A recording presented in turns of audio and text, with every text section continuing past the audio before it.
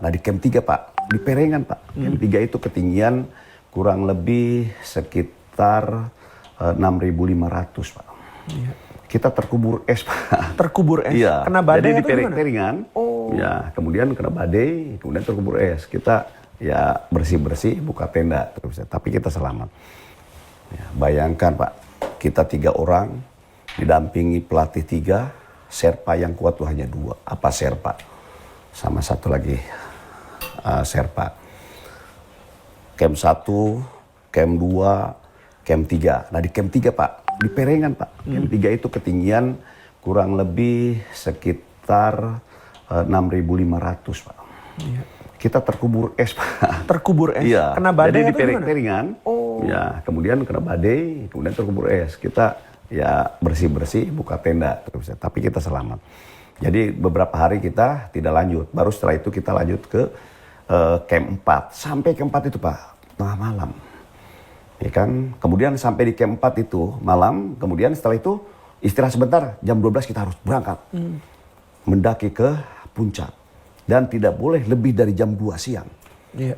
Karena pengalaman dan perhitungan cuaca, biasanya badai datang setelah jam 2. Kita berangkat, bagaimana mau pasang krempon, pasang baju kan dinginnya bukan main Pak. Iya. Udah minus 30, minus 40-an itu, jam 12 malam. Kemudian kita berangkat, dan memang sudah tidak ada makanan. Asmijono, Misirin saya itu hanya bergantian aja, berbagi sedikit kurma, kemudian ada leci sedikit. Setelah itu tanpa makanan sampai ke atas itu. Setelah jam 12 malam kita di kegelapan pakai headlamp Pak, krak-kruk es, tidak ada kehidupan lain. Ya kan, kita sudah menyerahkan diri sama Yang Maha Kuasa. Kemudian sampai dengan terang. Dan sampai kurang lebih 100 meter sebelum Hillary Step itu kita harus terhenti di situ karena rutenya harus diperbaiki.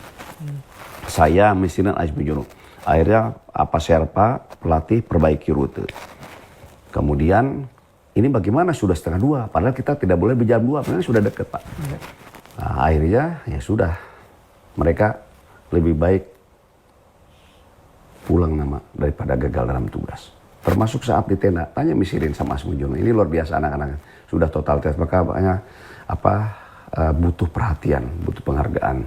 Mereka yang siap mati tapi tidak mati untuk kehormatan bangsa. Kemudian sepanjang jalan banyak jenazah Pak, banyak mayat. Yang kuat di situ tuh terakhir awalnya itu siapa? Misirin Pak. Misirin begitu selesai duluan. Setelah Misirin baru saya. Iya. Mas Asmijono tuh belakangan, ya kan? Kemudian saya jatuh Pak, untung nyangkut. Saya jatuh kedua kali baru Asmijono nyalip saya, ya kan. Kemudian saya lanjut Hillary Step, Misirin naik ke atas, sebelum puncak Misirin juga sempat pingsan, disalip Asmijono. Ya, sempat pingsan Pak? Iya, Hillary Step itu Pak, di Hillary Step itu ke puncak itu kurang lebih sekitar 50-60 meter. Kita sudah ada puncak semua. Itu sudah jam berapa? Jam 15.20 Asmijono duluan sampai ke tripod itu. Padahal jam 2 sudah dilarang. Sudah dilarang. Tapi karena memang kita tidak berpikir pula, yang penting merah putih berkibar. Kita semua sepakat. Makanya saya bangga sama anak-anak itu. Pelatih juga kita hebat. Kemudian kita sudah di area puncak semua. Asmijono ini pasang bendera tripod.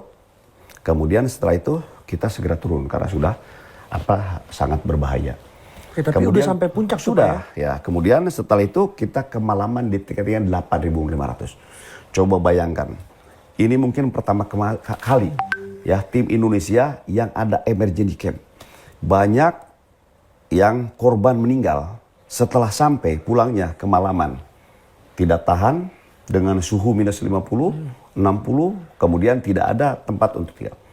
Nah dulu Pak Prabowo tuh ide brilian bahwa perintahkan di antara camp 4 sama puncak bikin emergency camp. Lengkapi dengan oksigen, lengkapi dengan sleeping bag dan makanan. Ya. Itu idenya beliau. Iya. Perencanaannya beliau. Betul, kita kemalaman jam-jam 7 malam atau 8.500. Berarti berapa? Sekitar 26.000 feet dengan minus 50. Ya kan? Kemudian di situ ternyata tenda ada. Tetapi tenda terbatas, sleeping bag tidak ada. Matras tidak ada. Kemudian oksigen yang ditimbun tidak ada. Jadi terbatas. Ya udah, kita pasrah antara hidup dengan tidak. Akhirnya oksigen tinggal satu, gantian saya misirin Asmijor, habis itu hilang. Hilang tuh artinya maksudnya? Hilangnya antara sadar dengan tidak, kita Pingsan, Pak? mungkin tidur, pingsan, pokoknya karena habis oksigen. Begitu pagi-pagi, kita seperti ada yang bangun, terbangun. Nggak ada kehidupan lain, semuanya putih. Tapi cuaca bagus. Ternyata kita masih hidup. Selamat. Alhamdulillah. Saya dengar cerita dari almarhum Pramono Edi Bowo, bahwa beliau ditelepon Pak Prabowo, beliau bilang, Pak, sampai puncak dan selamat. Padahal orang BSK mengira kita sudah meninggal semua. Kita sudah tidak punya hubungan lagi karena kita tidak bisa kontak lagi. Kenapa Pak Prabowo dapat informasinya sampai puncak dan selamat? Pada saat sampai puncak kan masih bisa kontak, kita sudah sampai puncak. Okay. Tapi kemalaman di tanggal 8.500 ya kan kita tidak punya hubungan lagi sampai pagi.